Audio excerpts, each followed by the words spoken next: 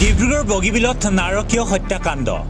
গৃহবধূ ইয়াছমিন লস্কৰৰ ৰহস্যজনক মৃত্যু স্বামী আৰু চুবুৰীয়া আকাশ ৰহমানৰ বিৰুদ্ধে জন নিৰ্যাতনৰ অভিযোগ আৰক্ষীৰ ভূমিকাৰ বিৰুদ্ধে ৰাইজৰ ক্ষোভ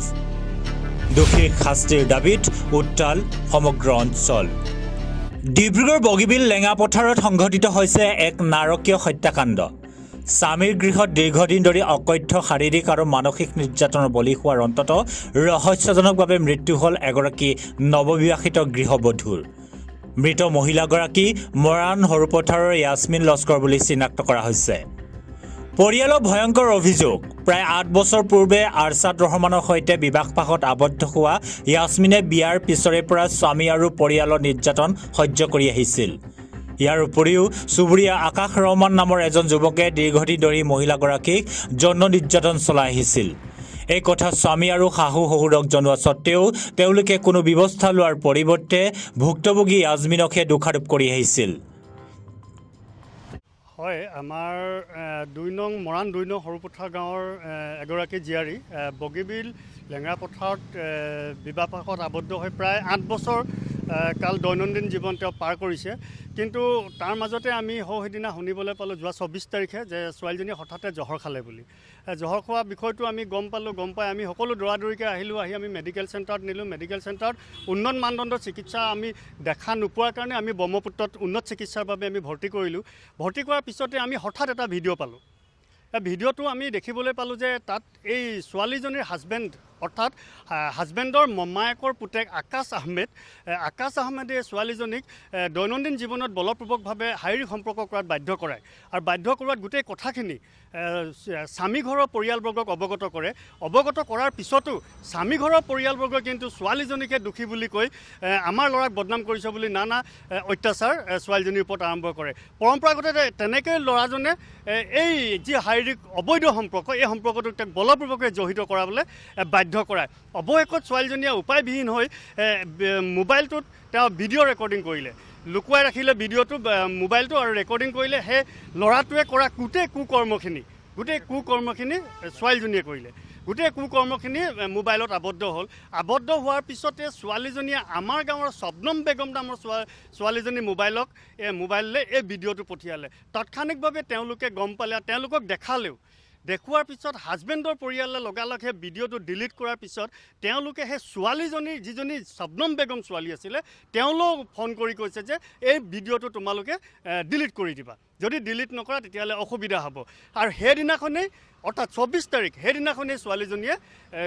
জহৰ খাইছে এতিয়া আমাৰ প্ৰশ্ন হ'ল যদি ছোৱালীজনীৰ লগত সেই ল'ৰাটোৰ অবৈধ সম্পৰ্ক বুজাবুজি থকা হ'লে তাই কেতিয়াও জহৰ নাখায়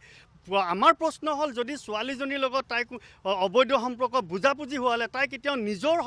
কুকৰ্মটো তেওঁ কেতিয়াও ভিডিঅ'ত মোবাইলত আবদ্ধ নকৰে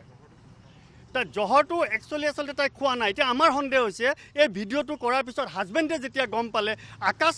ৰহমানে যেতিয়া গম পালে তেওঁলোকৰ পৰিয়ালবৰ্গই যেতিয়া গম পালে এই গম পোৱাৰ পিছত এই তেওঁলোকে আচলতে এক আত্মহত্যা নহয় তেওঁলোকে জহৰ খুৱাই এই ছোৱালীজনীক আচলতে মৃত্যুবৰণ কৰিছে কিন্তু আমাৰ সন্দেহ হৈছে এতিয়া পৰিয়ালকে দাবী কৰা অনুসৰি প্ৰৱেশত ইয়াছমিনক পৰিকল্পিতভাৱে বিষ খুৱাই হত্যা কৰা হৈছিল গুৰুতৰ অৱস্থাত অসম চিকিৎসা মহাবিদ্যালয়ত ভৰ্তি কৰোৱা হৈছিল যদিও পৰৱৰ্তী সময়ত এক ব্যক্তিগত চিকিৎসালয়ত চিকিৎসাধীন অৱস্থাত তেওঁৰ মৃত্যু হয় ঘটনাটো হৈছে আপোনাৰ দেওবাৰে ২৪ তাৰিখ আছিলে এইটো গধূলি টাইমত মোৰ চিষ্টাৰে ফোন মাৰি কিনে ক'লে ভাইটি মোৰ লগত বোলে এনেকুৱা ল'ৰা এটা মানে ল'ৰাটোৰ নাম হৈছে আকাশ ৰহমান সি মোৰ লগত এনেকুৱা মানে বেয়া হেৰি কৰিব বিচাৰে মই তোৰ ভিনটিক কওঁ আৰু মাকো কওঁ আব্বাকো কওঁ মোৰ উপায় একো ৰেচপঞ্চ নলয় কয় কি তই আমাৰ ল'ৰাটোক ফচাই দিব বিচাৰ সেইটো বুলি কয় বিশ্বাস নকৰে বাই কথা নকৰা দেখি বাই এটা ভিডিঅ' কৰিলে ভিডিঅ' কৰি কিনে কি কৰিলে মানে বাই লগৰ ছোৱালীজনী আছিলে তেওঁক চেণ্ড কৰি থ'লে চেণ্ড কৰাৰ পাছত মানে তেওঁ ক'লে ভিডিঅ'টো মই তোক পাছত বিচাৰিম তই মোক পাছত ভিডিঅ'টো দি দিবি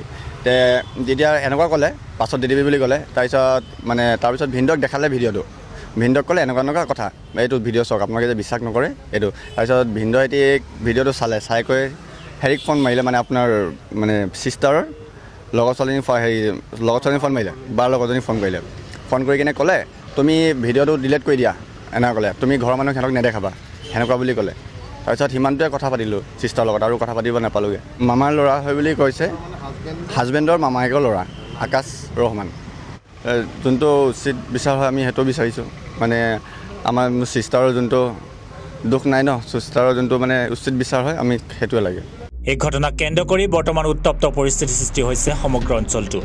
আৰক্ষীৰ বিৰুদ্ধে পক্ষপাতিত্বৰ অভিযোগ তুলিছে পৰিয়ালে ঘটনা সন্দৰ্ভত পৰিয়াললৈকে এজাহাৰ দিয়াৰ পাছতো বগীবিল আৰক্ষীয়ে গুৰুত্ব দি দিয়াৰ অভিযোগ উত্থাপন কৰিছে